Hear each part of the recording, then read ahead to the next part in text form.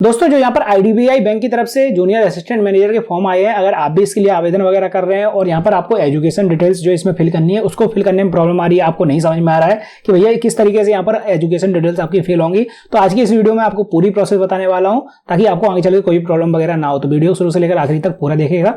और दोस्तों चैनल पर अगर पहली बार आए तो फटाफट कर लीजिए चैनल को सब्सक्राइब ताकि फ्यूचर में भी आपको ऐसी जॉब्स और वैकेंसी से रिलेटेड जानकारी अपडेट्स वगैरह मिलती रहे।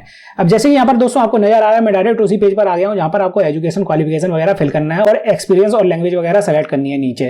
तो सबसे पहले तो यहाँ पर आपको ग्रेजुएशन की डिटेल वगैरह फिल करने का ऑप्शन नजर आएगा, तो यहाँ पर आपका कॉलेज का नाम आ जाएगा। एक बार मैं फिल कर लेता हूँ ताकि आपको समझने में थोड़ा आसानी हो। अब जैसे यहाँ पर आपको नजर आ रहा है दोस्तों, मैंने कुछ डिटेल्स यहाँ पर फिल कर ली। यहाँ पर कॉलेज का नाम मांगा जाता है, तो आपकी मार्कशीट के ऊपर प्रिंट रहता है ये कॉलेज का नाम आपका क्या है, या फिर आपको याद ही होगा।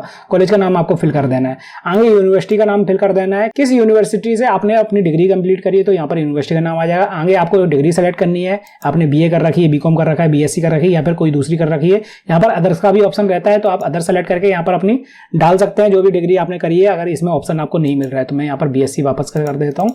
यहाँ पर आपको स्टेटस सेलेक्ट करना है, आप कंप्लीट कर चुके हैं या फिर अपीयरिंग में चल रहे हैं। उसके अगले ऑप्शन में दोस्तों यहाँ पर आपको अपनी पासिंग डेट सेलेक्ट करनी है। ये मार्कशीट के अंदर प्रिंट रहती है नीचे की साइड, वो आप देख सकते हैं। इसके बाद परसेंटेज आपको फिल करनी है, जितनी भी परसेंट आपकी बनी है। आगे क्लास आपको फिल करनी है, मतलब फर्स्ट डिवीजन है, सेकंड डिवीजन है या फिर पास हुए हैं, तो आप अपने अकॉर्डिंग यहाँ पर सेलेक्ट करेंगे। इसके बाद दोस्तों आपको सेमेस्टर वाइज या फिर अगर आपका ईयरली सिस्टम था तो उसके अकॉर्डिंग यहाँ पर सभी डिटेल फिल करनी है। जैसे मान लीजिए आपका ईयरली सिस्टम था और यहाँ पर मुझे फिल करना है कि आपके फर्स्ट ईयर में कितने नंबर आए हैं। जैसे फर्स्ट ईयर मेरा 1000 नंबर का था टोटल, तो मैं यहाँ पर 1000 कर दूंगा। उसमें से मेरे आए हैं 650, तो मैं यहाँ पर 650 डाल दूंगा। अगर मैं यहाँ पर ईयरली की बात कर रहा हूँ। दूसरा ईयर मेरा था 950 का, तो मैं यहाँ पर 950 डाल दूंगा। उसमें से मेरे 450 आए हैं। सेकंड ईयर मेरा 950 का था, उसमें से मेरे 550 आए हैं। तो इस तरीके से आपको तीनों साल का फिल कर देना। अगर कोई ज़्यादा साल हो, मतलब इसके बाद भी कोई ईयर वगैरह आपका हो, तो उसकी अकॉर्डिंग आप यहाँ पर फिल कर सकते हैं और यहाँ पर टोटल लिखकर आने लगेगा अपने आप ही। अब कई लोग यहाँ पर बोलेंगे भैया मेरा ईयरली सिस्टम नहीं था तो सेमेस्टर वाइज था, तो आप सेमेस्टर के अकॉर्डिंग डाल सकते हैं। मतलब आपका मान लीजिए सेमेस्टर 500 नंबर का था पहला सेमेस्टर, उसमें से आपके 350 आए हैं।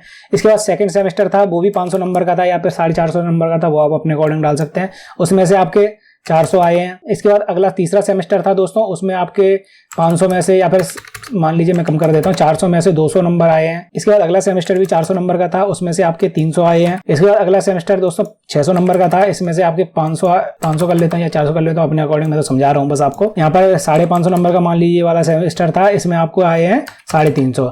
तो इसी का अकॉर्डिंग यहाँ पर टोटल होकर आ जाएगा और यहाँ पर अपने आप परसेंट वगैरह लिख कर आ जाएगी। तो आपको अपने सेमेस्टर और ईयरली के हिसाब से जो भी नंबर आपके आए उसी तरीके से यहाँ पर फिल कर लेना है। यहाँ पर दोस्तों आपको ये भी देख लेना जो ऊपर आपने टोटल परसेंट भरी है वो सेम टू सेम यहाँ पर निकल के आनी चाहिए। अगर एक भी पॉइंट का भी अंतर होगा तो यहाँ पर आगे आपका फॉर्म सबमिट वगैरह नहीं हो पाएगा। अगर आपको फिर भी समझ में नहीं आ रहा तो आप हमें कमेंट सेक्शन में पूछ सकते हैं, बता दूंगा, नहीं तो दूसरी वीडियो बना दूंगा अगर आप डिटेल में और ज्यादा समझना हो तो।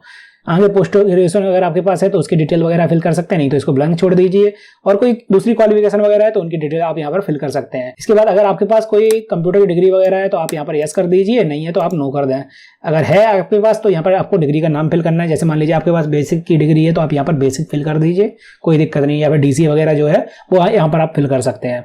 इसके बाद अगर आपके पास कोई एक्सपीरियंस वगैरह है तो आप यहाँ पर फिल कर सकते हैं। इसके बाद ऑप्शन आता है दोस्तों प्री एग्जाम ट्रेनिंग का। जैसे मान लीजिए कोई SC ST में कैंडिडेट होता है या फिर ओबीसी कैटेगरी में होता है तो यहाँ पर वो चाहे तो प्री एग्जाम ट्रेनिंग ले सकता है। इस ट्रेनिंग में वैसे कुछ होता नहीं है, बस ये आपको बता देते हैं किस तरीके से आपको एग्जाम देना है, किस तरीके से आपको माउस वगैरह पकड़ना है। अब उन कैंडिडेट के लिए तो सही है जो लोग पहली बार एग्जाम दे रहे हैं और उनको नहीं पता चलता कि भैया किस तरीके से आपको ये सब करना है। इसके लिए एक एडमिट कार्ड एग्जाम से पहले ही जारी किया जाता है और आपको दोबारा से उसी जगह पर पहले जाना पड़ेगा, मतलब जहाँ पर वो एग्जाम आपका कंडक्ट करवाएंगे प्री एग्जाम ट्रेनिंग का, तो वहाँ पर आपको जाना पड़ेगा। फालतू में खर्चा वगैरह बढ़ जाता है, तो ज़्यादातर लोग इसमें नो ही कर देते हैं। आपको ट्रेनिंग वगैरह नहीं चाहिए भैया, मेरे पास पहले से ही जानकारी है। यहाँ पर आपको लैंग्वेज नोन का ऑप्शन नजर आएगा, इसमें आप लैंग्वेज फिल कर सकते हैं। जैसे मेरे को हिंदी आती है तो मैं यहाँ पर हिंदी डाल दूंगा, अगले ऑप्शन में इंग्लिश भी डाल दूंगा।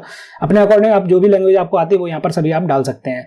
इसके बाद उसको आप पढ़ सकते हैं तो यहाँ पर टिक लगा दीजिए, लिख भी सकते हैं यहाँ पर टिक लगा दीजिए, बोल भी सकते हैं तो यहाँ पर टिक लगा दीजिए। अब बहुत सी लैंग्वेज होती है, जैसे इंग्लिश लैंग्वेज मुझे नहीं बोलना नहीं आता तो मैं यहाँ पर इस वाले ऑप्शन पर टिक नहीं लगाऊंगा, मैं आपको दिखा देता हूँ। जैसे यहाँ पर मैंने कर दिया हिंदी, भैया मैं पढ़ भी लेता हूँ, लिख भी लेता हूँ, बोल भी लेता हूँ।